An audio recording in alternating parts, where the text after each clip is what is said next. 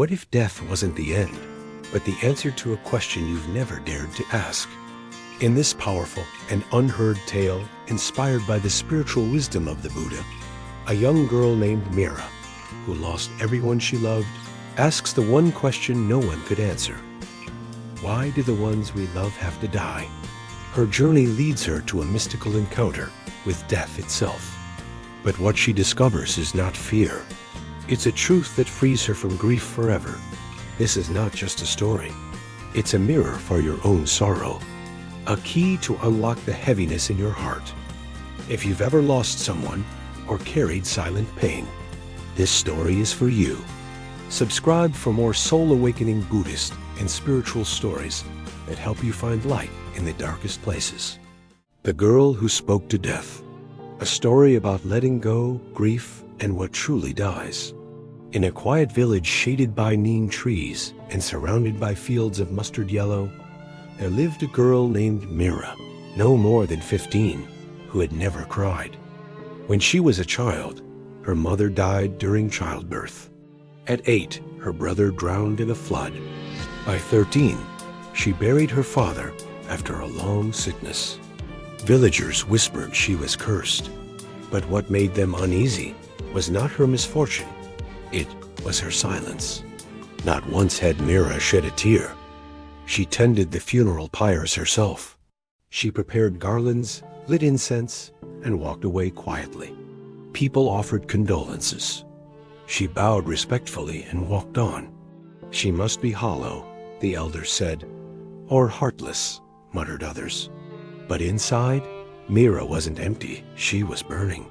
One day, news came that the Buddha was visiting a nearby town. Meera rose before dawn, wrapped her faded shawl, and walked the long dirt path alone. She didn't want peace. She didn't want blessings. She wanted to ask a question one she'd been holding for years. When she arrived, hundreds were gathered. The Buddha was seated beneath a banyan tree, calm as a still pond. People asked about karma, desire, enlightenment. Meera waited. At sunset, the crowd began to thin. That's when the Buddha's gaze fell gently upon her. "You've come with a question," he said before she spoke. She stepped forward. "Yes, but I'm not here to be consoled. You seek no comfort?" "No, I seek truth." The disciples stirred.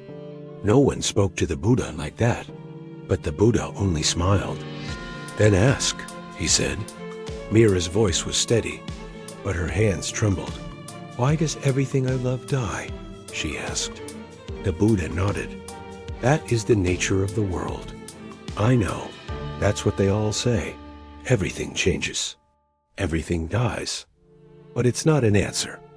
What would satisfy you? I want to know why the universe gives love only to tear it away. I want to know why I'm still here when the people who gave me life are not. I want to know why it feels like part of me dies with each loss, and yet I keep living." The Buddha looked at her, not with pity, but with recognition. "You want to speak to death," he said. She blinked. "Yes," she whispered. That night, Buddha gave her a task. Go to the oldest tree by the river. Sit in silence. Do not run. Do not cry. When death comes, ask your question. Meera obeyed. As night deepened, the forest grew colder. Owls hooted. Winds whispered through leaves. She waited, eyes open. Then, just before midnight, the air grew still. A figure cloaked in smoke and shadow appeared beside her.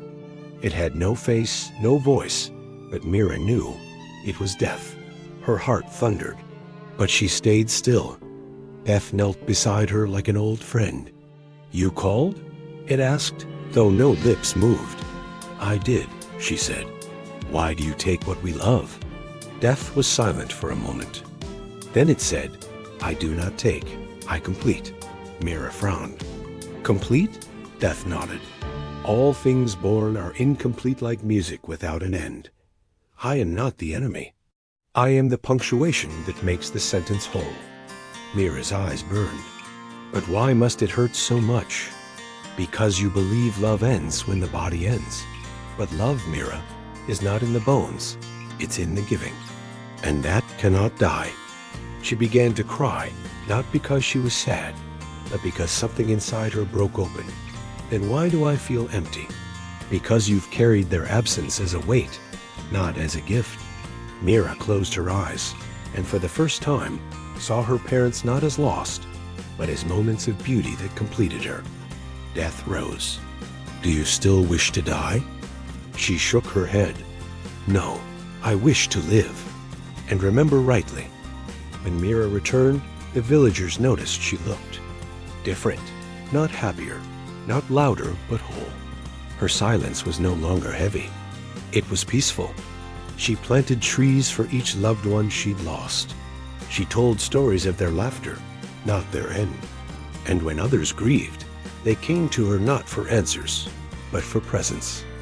Years later, when she herself passed away quietly in her sleep, the whole village mourned not in despair, but in gratitude. On her tombstone were the words, "She spoke to death and chose life." Grief is not a punishment. It is the echo of love. Death is not an end, but the final note in the song of a life well lived. Healing doesn't mean forgetting. It means remembering with gratitude instead of pain. You cannot stop loss, but you can change how it shapes you. You don't need to be consoled. You need to be awakened.